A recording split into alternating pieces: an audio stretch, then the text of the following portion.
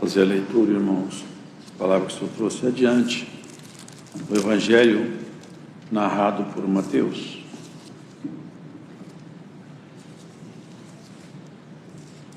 No capítulo 13.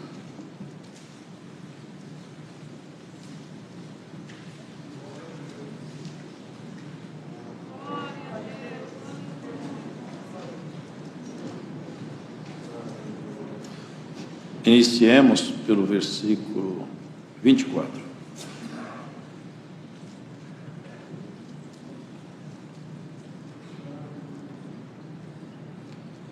Propôs-lhes outra parábola, dizendo: o reino dos céus é semelhante ao homem que semeia boa semente no campo. Mas, dormindo os homens, veio o seu inimigo e semeou o joio no meio do trigo e retirou-se. Quando a erva cresceu e frutificou, apareceu também o joio. E os servos do pai de família, indo ter com ele, disseram-lhe: Senhor, não semeaste tu no teu campo boa semente? Por que tem então joio? E ele lhes disse: um inimigo é quem fez isso. E os servos lhe disseram: queres, pois, que vamos arrancá-lo? Porém ele lhes disse: não, para que ao colher o joio, não arranqueis também o trigo com ele. Deixai crescer ambos juntos até a ceifa. E por ocasião da ceifa, direi aos ceifeiros: colhei primeiro o joio, e atai-o em molhos para o queimar. Mas o trigo ajuntai-o no meu celeiro. Outra parábola lhes propôs, dizendo: o reino dos céus é semelhante ao grão de mostarda que o homem, pegando dele, semeou no seu campo, o qual é realmente a mais pequena de todas as sementes, mas, crescendo, é a maior das plantas e faz-se uma árvore, de sorte que vêm as aves do céu e se aninham nos seus ramos. Outra parábola lhes disse: o reino dos céus é semelhante ao fermento, que uma mulher toma e introduz em 3 medidas de farinha, até que tudo esteja levedado. Tudo isso disse Jesus por parábolas à multidão, e nada lhes falava sem parábolas, para que se cumprisse o que fora dito pelo profeta, que disse: abrirei em parábolas a minha boca, publicarei coisas ocultas desde a criação do mundo. Então, tendo despedido a multidão, foi Jesus para casa. E chegando ao pé dele, os seus discípulos dizendo: explica-nos a parábola do joio e do campo. E eles respondendo, disse-lhes: o que semeia a boa semente é o filho do homem. O campo é o mundo, e a boa semente são os filhos do reino, e o joio são os filhos do maligno. O inimigo que o semeou é o diabo, e a ceifa é o fim do mundo, e os ceifeiros são os anjos. Assim como o joio é colhido e queimado no fogo, assim será na consumação deste mundo. Mandará o Filho do Homem os seus anjos, e eles escolherão no seu reino tudo que causa escândalo e os que cometem iniquidade, e lançá-los-ão na fornalha de fogo. Ali haverá pranto e ranger de dentes. Então os justos resplandecerão como o sol no reino de seu Pai. Quem tem ouvidos para ouvir, ouça. Também o reino dos céus é semelhante a um tesouro escondido no campo, que um homem achou e escondeu, e pelo gozo dele vai, vende tudo quanto tem e compra aquele campo. Outro assim, o reino dos céus é semelhante ao homem negociante que busca boas pérolas.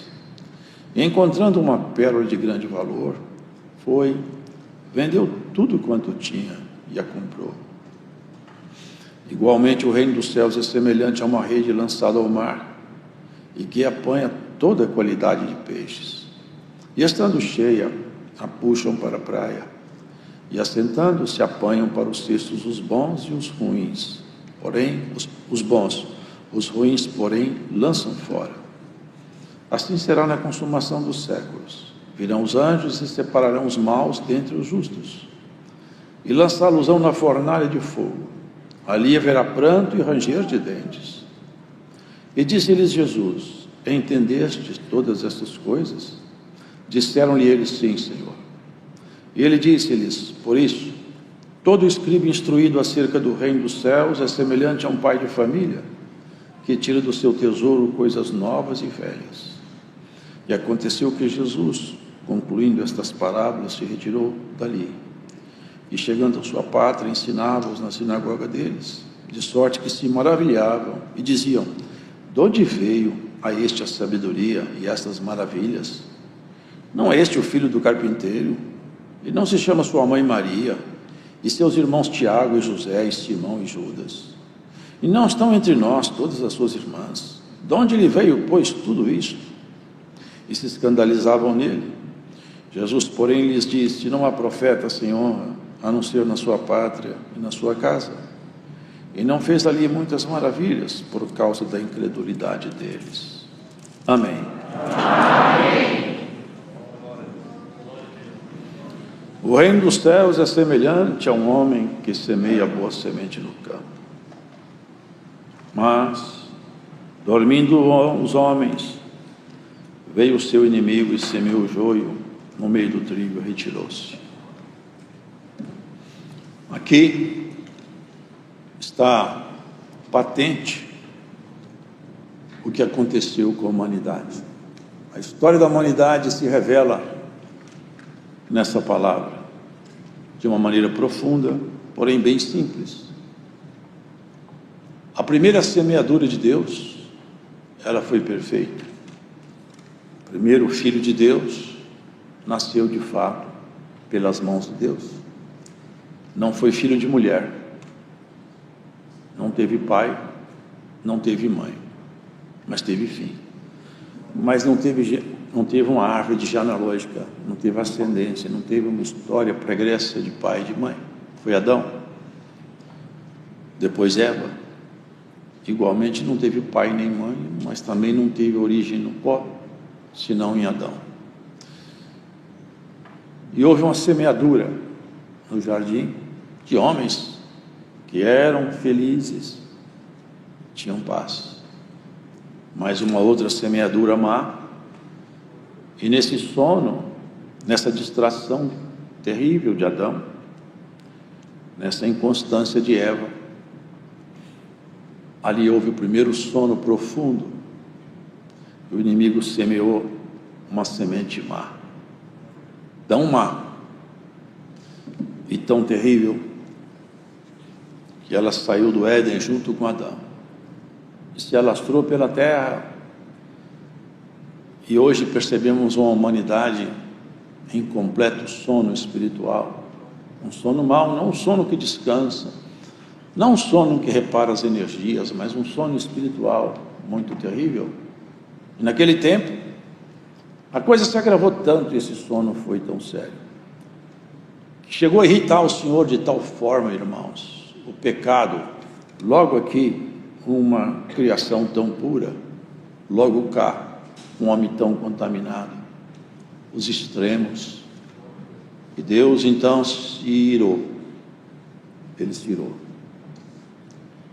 Às vezes eu falo isso, irmãos, muitos falam: Deus é Pai, Deus é Pai, Deus é misericórdia, Deus é misericórdia, Deus é amor, Deus é amor, tudo isso Deus é. Mas eu não vejo eles recitarem: Deus é justiça, Deus é verdade. Deus não se compromete com a mentira nem com a injustiça. Quem estiver do lado da mentira, ainda que no passado andasse do lado de Deus, já não tem mais o apoio divino. O apoio divino, ele só permanece quando o homem e a mulher mantêm o seu comportamento conforme foi proposto.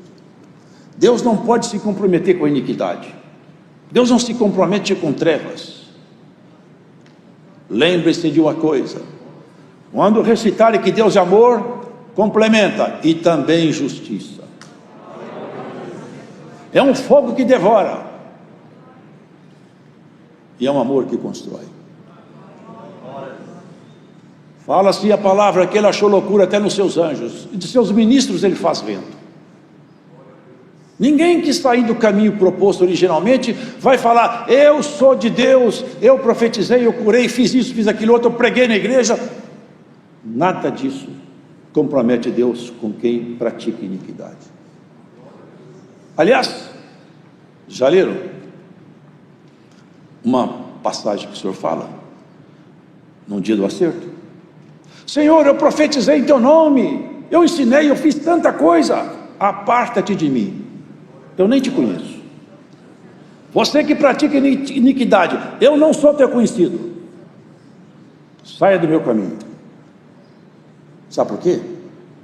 Começou pelo Espírito e terminou pela carne. Oxalá que todos nós terminemos pelo Espírito. Terminemos os nossos dias melhor do que quando comecemos, porque melhor é o dia da morte do que o dia do nascimento de alguém. O ponto foi que o Senhor Deus se irritou, e lá do alto das suas moradas, esse cheiro horrível do pecado perturbou o Senhor, e ele procurou debaixo do sol um homem, e procurou alguém por intermédio do qual ele pudesse manter a chama da humanidade acesa. Vocês perceberam como é sério essa questão de dormir, o sono espiritual? Como é terrível nós afastarmos da luz e ir para a sombra. Como é terrível nós não estar atentos às ordens do Altíssimo. Hoje o pecado virou matéria barata, consumo diário. Ninguém se engane, quem pratica iniquidade não verá a luz da alva. Pode falar o que falou, pode contar a história que tiver contado do seu passado, se você morrer praticando iniquidade, você não verá o Senhor nem eu. Veremos o Senhor se tivermos com o nosso coração purificado na sua santa palavra. Achou um homem, irmão, achou um homem. Hoje aqui, eu creio que o Senhor achou muitos homens e muitas mulheres. Achou que pudesse entregar, confiar a Ele a sua palavra. Noé, eu me cansei do pecado. Eu vou matar, olha que é terrível isso, eu vou destruir, vou matar todo o ser humano, não vou deixar um sequer vivo. Todavia você vai ser a semente que vai ficar para frente, porque todos aí dormiram o sono da morte. Por isso que o Senhor fala, irmãos, as pessoas estão no mundo, quantos homens bonitos, mulheres lindas, nas passarelas, nos cinemas, tantas coisas, nas baladas, mas o que será que tem lá dentro daquele corpo esculpido na academia? Alguns são santos, não falo de todos, mas eu digo para vocês, tem muita velhinha encurvada aí, tem muito velhinho mancando aí. Se você abrir o coração dele, você vai achar a glória de Deus resplandecente lá dentro, porque Deus não se impressiona com a aparência de ninguém não, viu, irmãos? Vocês lembram de Davi? O meninote que tomava conta de ovelha, era o que o Senhor tinha escolhido. Faça uma arca para mim. Eu não sei quanto tempo que Noé fez aquela arca, mas Noé não era engenheiro, e o tempo foi muito, e a chuva não vinha, e a zombaria vinha, mas um dia que a chuva veio, e que a coisa apertou, Noé tinha uma arca, e ninguém mais tinha, e eles batiam do lado de fora. Talvez o coração de Noé amolecesse. Abra-nos, Noé, nossos filhos estão morrendo. Eu não posso abrir porque não fui eu que fechei, lacraram pelo lado de fora. Eu pus os betumes aí pelo lado de dentro, mas eu não tenho chave. Eu não tenho como abrir essa arca. Essa arca não tem chave e nem tem leme. Eu nem sei como é que vai terminar isso aqui. Está na mão do Senhor. Passado um tempo, irmãos, que a hora passa depressa, o Senhor procurou na terra, achou um homem na terra de Ur, que quando olhava para as estrelas, não se ajoelhava diante delas. Quando olhava para o sol, não adorava o sol como se fosse uma espécie de Deus. Mas ele, olhando aos corpos celestes, ele falava: olha as estrelas, o sol, a lua, foi meu Deus que fez tudo isso aí. Eu adoro o meu Deus, Criador de toda essa glória que meus olhos contemplam. Deus se encontrou com Abraão, fez para ele uma promessa: vou fazer a sua geração ser próspera. Um homem que não tinha filho, com 100 anos, uma esposa idosa, estéril, mas a promessa de Deus tem o pré-requisito da fé e nada mais. Deus não precisa de ajuda nossa para realizar nenhuma obra. Essa terra Ele sustenta ela no espaço, roda 1.700 km/h no eixo, no Equador. Ninguém está ajudando ela a rodar, não pediu emprestado ajuda para ninguém, nem conselho aos físicos. Ele só precisa de um coração sincero e com fé, porque o resto Ele quer fazer. E na sua causa, já o rei está chegando aí. Pode esperar. Irmãos, Abraão então encontrou a palavra do Senhor. E o Senhor fez uma proposta com ele, para nós entender essa questão aqui. Está tudo difícil demais, mas eu vou criar uma semente, um povo, uma geração, para que por intermédio dela, eu possa então fazer minha palavra correr de geração em geração, e chegar num tempo futuro. É um tempo que eu aguardo a humanidade. Você nasceu num tempo maravilhoso, o tempo da dispensação da graça. Você não nasceu por acaso aqui, foi Deus que fez você nascer no tempo da graça. Aqueles profetas, eles desejavam muito ver esse dia, mas eles não viram. A ti te coube esse privilégio de nascer no tempo da graça. E muitos no nosso meio, dia de culto, estão indo para o shopping. Não vou congregar não, que eu já congreguei semana passada. Sabe o que nós podemos recitar? Provérbios. A alma farta pisa em favo de mel, mas a faminta até o amargo lhe parece doce. Hoje nós vemos pessoas que não nos interessam muito. Há muitos países por aí, eu vi, num país, salvo em melhor juízo, era a Coreia do Norte. Eles receberam Bíblia. Eu via filmagem, eles pegaram a Bíblia, abraçavam no peito, soluçavam de tanto chorar. Graças a Deus eu tenho uma Bíblia na minha mão, é minha Bíblia. Palavra de Deus, agora eu vou ler, vou ficar degustando a palavra de Deus. A alma faminta, ela fica desejosa de alguma coisa. Tem muita gente farta no nosso meio. Não, eu não gosto da pregação desse irmão, estou cansado daqui. Se você tivesse faminta, você estava procurando. Quem está com fome, eu já vi pessoas rebuscar lixo, tirar comida do lixo e comer. Não dá para ele preocupar se tem bactéria, não dá para ele preocupar se vai ficar doente, sabe por quê? A fome aperta demais. Abraão então, irmãos, foi provado, os irmãos sabem, e ali veio a sua descendência, Isaac. Jacó então começou a formação das tribos, o Senhor cercou, Jacó fez anúncios, não dá para explicar agora, mas tem umas partes tão lindas ali, quando ele voltava para encontrar seu irmão Esaú, 20 anos exilado porque ele conseguiu conquistar o que era dele por promessa, por intermédio da mentira, elaborada pela sua mãe e com a sua ajuda. 20 anos de exílio, ele caminhava de volta para casa, porque Deus falou com ele: vai lá reconciliar com seu irmão, vai lá onde tudo começou, porque nós temos que consertar as coisas que ficaram para trás.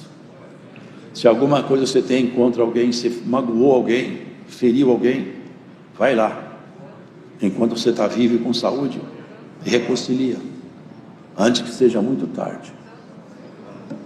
E quando Jacó passava o Val é uma região onde o rio fica mais amainado, as águas são rasas, o Val de Jaboque. E quando ele atravessava o Val de Jaboque, um varão se pôs do lado dele: você não vai atravessar para o lado de lá. Ali era divisa, era uma linha de divisória, e ali não é por acaso que era uma divisa. Os rios faziam divisa, era divisa. Ali também era uma divisa na história de Jacó. Não volto, você não vai passar. Mas não era o inimigo, irmãos, era o anjo de Deus. Deus mandou ele ir, e Deus pôs um anjo lá para e impedir de passar. Parece tão contraditório isso, né? Deus estava fazendo com que Jacó mostrasse a sua capacidade de obedecer suas ordens, como Abraão, seu avô, foi. Me dá seu filho, e é seu único, porque o outro não é legítimo, é filho de escravo. Esse seu aí que eu quero.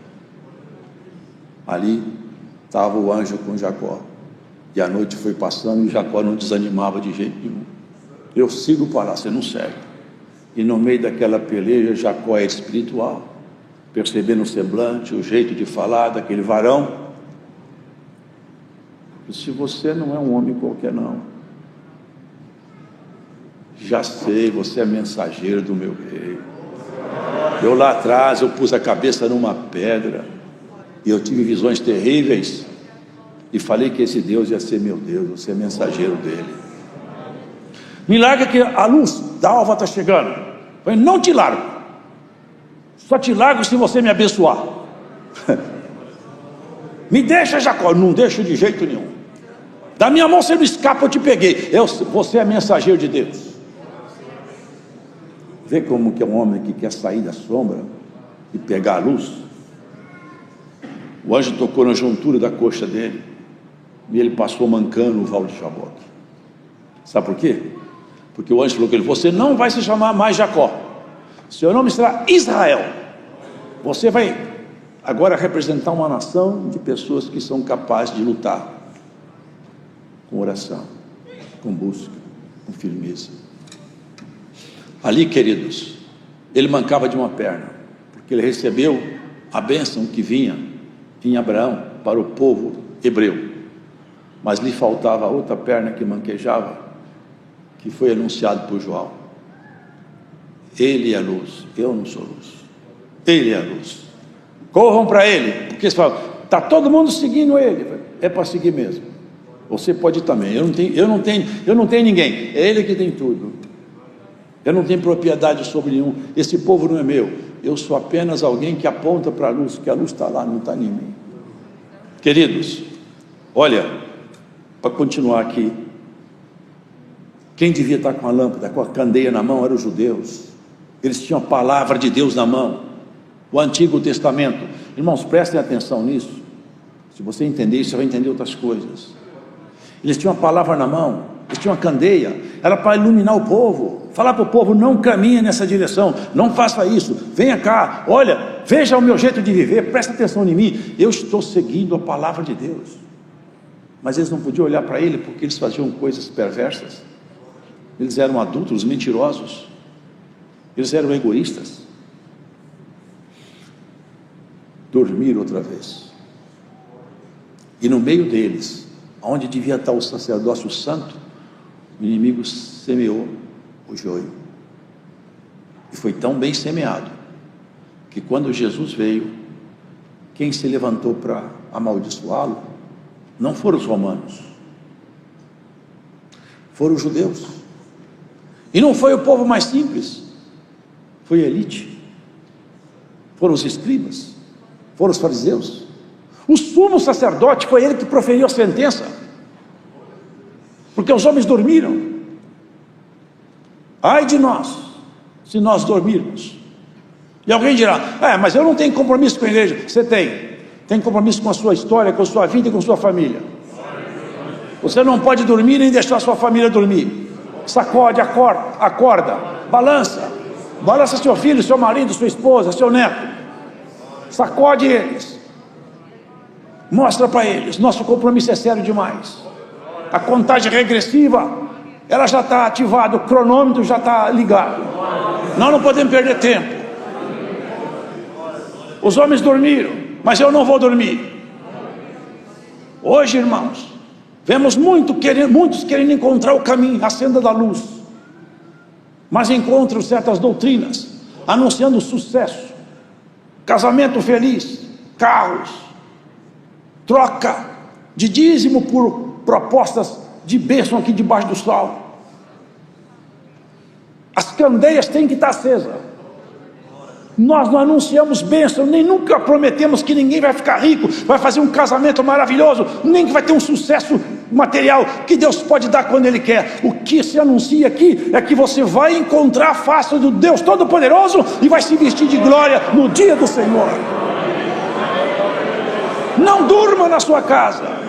Você que está escutando a pregação dessa palavra, acorda a tua família antes que seja tarde demais. Glórias ao Senhor. Hoje o Senhor vai sacudir muitos por essa palavra. Vai acordar a tua casa, vai acordar a tua família. O inimigo está semeando o joio. Ele fala: deixa nós arrancar esse joio. Não vou deixar, porque parece um com o outro. Tem crente que passa uma fase da vida rebelde, faz coisa errada, bate a cabeça para lá e para cá, mas chega uma altura da vida, ele se converte. Ele não era convertido. Às vezes no final o atrapalhado converte e fica bom. Parecia joio, dava para jogar fora, mas esperou o tempo, cresceu. Porque o joio e o trigo são plantas que se parecem quando são pequenas, mas quando elas crescem, elas ficam distintas. Dá para se ver, isso aqui é joio, isso aqui é trigo. E se misturar o trigo com o joio, vira veneno, não dá para comer. O inimigo gostava muito de arrancar trigo da igreja, matava, perseguia. Depois ele percebeu que tinha uma coisa que dava mais certo. Ao invés de arrancar trigo, é plantar joio, porque um joio contamina 3, 5, 10 trigo. Não se envolva com joio, se envolva com trigo bom.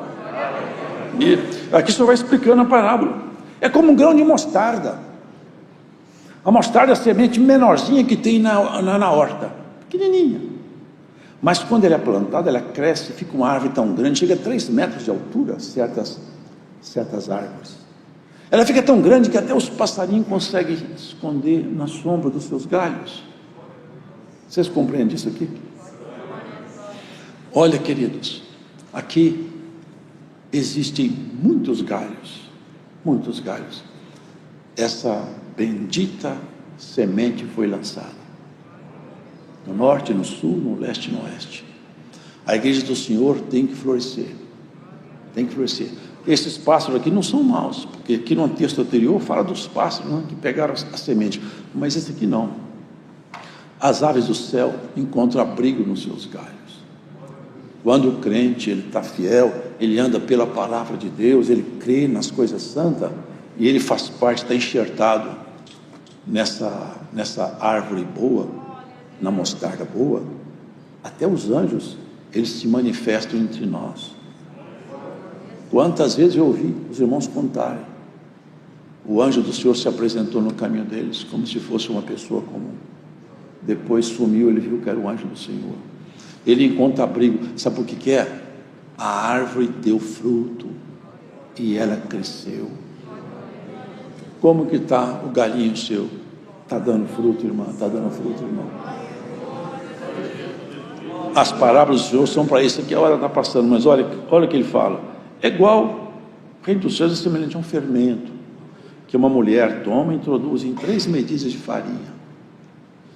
Aqui está a igreja, que representa a mulher, né? Então, com a doutrina que a gente expõe, que nós expomos para a igreja, esse fermento aqui também não é um fermento ruim, porque fermento sempre tem uma conotação negativa, mas esse aqui não.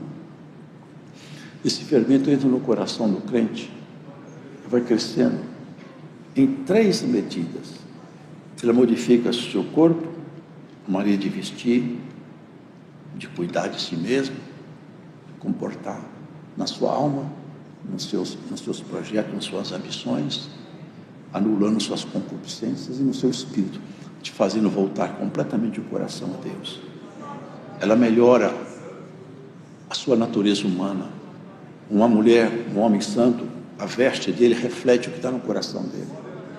Deus olha o coração, Deus não está preocupado com o corpo, não. Eu já vi mulher falar assim: Deus não está preocupado com o meu corpo, Ele me vê, Ele sabe como é meu corpo. Ele não está preocupado mesmo. É você que tem que estar preocupado, porque esse corpo seu e o meu são corpo da própria morte. Esse corpo seu aqui, ele só existe por causa do pecado. Esse corpo é vergonhoso, é tão vergonhoso que quem tem um pouco de decência esconde o seu corpo. O corpo não é para ser exposto. Agora, se o fermento vem, se a palavra vem, ela vai modificando a nossa forma de vestir, a nossa forma de falar, a nossa forma de negociar e a nossa forma de olhar para a eternidade. Até o nosso olhar para Deus tem que mudar, não é verdade?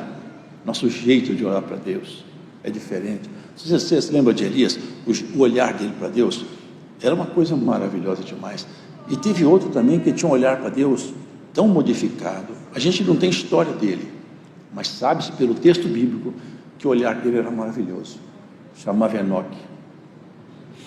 Ele foi o sétimo homem na linhagem de filhos de homem. E não é por acaso que ele foi o sétimo. Ele representa a entrada do milênio. Quando entrar o milênio, agora na entrada do milênio, assim como Deus arrebatou Enoque, ele foi vivo e ele viveu 365 dias. Sabe quantos dias tem um ano? É isso. Ele representa o ano do arrebatamento da igreja. Andou com o Senhor. E Enoque foi levado ao céu e ele andou com o Senhor. Elias também andou com o Senhor. Ele tinha uma segurança no Senhor tão viva, tão viva, tão viva. Um dia o Senhor passou por lá e levou ele embora. Um carro de fogo veio, um redemoinho se formou. E Eliseu viu: meu Senhor, foi embora. Lá do alto do céu caiu uma capa. E com a mão naquela capa, já o primeiro milagre aconteceu. Assim foi, não Elias, Jesus perante os galileus. Subindo, eles ficavam olhando e não queriam ir embora. Os anjos falaram: vamos embora daqui. Esse Jesus que subiu vai descer. Ele vai voltar. Mas antes da volta definitiva, não vai cair a capa dele, mas o Espírito dele vai descer e vai tirar vocês do sono da morte. Quem tem o Espírito Santo não dorme o sono da morte, irmãos. E ele fala sobre a parábola do joio, que são os filhos do mal. É muito triste, né, irmãos? Alguém ser incluído como filho do maligno. Filho do maligno. Porque se ele inocular o veneno e a pessoa não reagir, não buscar um antídoto, ele morre. E as suas obras são perversas. E eu há pouco disse, as pessoas falam: todo mundo é filho de Deus. Não é verdade, não. Não são todos filhos de Deus, não. Todo homem que nasce é filho de Deus. Não é verdade. Filhos de Deus são todos aqueles que são adotados filhos em Jesus Cristo nosso Senhor. Filho de Deus primitivo foi Adão, e o verdadeiro filho dele se fez presente, e o nome dele é Jesus. Você e eu só seremos filho debaixo da adoção da cruz, senão não é filho. Ninguém reivindica o direito de filho sem adoção da cruz, isso é, sem viver o evangelho. É semelhante a alguém que encontrou um tesouro, escondeu, vendeu tudo que tinha para aquele tesouro, tinha uma pérola, vendeu tudo que tinha e comprou aquela pérola. Assim é o reino de Deus. Quem encontrou esse mundo, perca-o. Sabe o que é isso? Muitas coisas você podia fazer no mundo para se divertir, mas você não faz mais, porque você encontrou um tesouro. Você vende aqui e está pago por você lá em cima. Não tem troca melhor do que essa. É o transitório pelo eterno, carnal pelo espiritual, o bestial pela glória, o humano pelo divino. Se você tiver perdas, segue adiante. Se você tiver que perder alguém, quantas vezes nós já escutamos irmãos, que o esposo deixou, a esposa deixou, porque creu em Jesus, mas que ela precisava, ele precisava, encontrou. Se Deus é por nós, quem será contra nós? Quem será contra nós? Se lá do alto do céu Deus te conhece pelo nome, sabe quem você é, os anjos sabem quem você é. Se Ele cuida de você no dia a dia, Ele cuida até dos passarinhos, até dos bichinhos, até das feras bravas, bravia, Ele cuida. Por que Ele não cuidaria de quem Ele ama, irmãos? Agora Ele põe cada um de nós num processo. Vocês viram que Ele foi dito aqui há pouco, Jacó. Deus mandou ele encontrar com o irmão e pôs o anjo para impedir de ele encontrar. Não é que Deus não queria que ele encontrasse, é que Deus queria que ele revelasse para si mesmo e para toda a corte celestial, quem sabe até para a corte caída. Veja o que está no coração do meu servo Jacó, veja o que está nele. Ele não desiste, ele gosta de mim.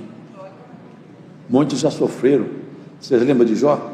Jó estava lendo ali antes de atender o culto. Eu li um capítulo que ele falava assim: oh meu Deus, a minha alma bebe esse veneno ardente seu, suas flechas todas cravaram em mim. Como está difícil a coisa, como está difícil. Eu queria que alguém pesasse numa balança meus gemidos, minhas queixas, pudesse tudo numa balança aí para ver como é que fica a minha situação. Estava tudo pesado na balança do Altíssimo. Tudo que você passa, tudo que você enfrenta de dificuldade é para o seu bem. Todas as coisas concorrem juntamente para o bem daqueles que amam a Deus e foram chamados pelo seu decreto. Tudo que você passar é para o seu aperfeiçoamento. Na tristeza do rosto, o coração fica melhor.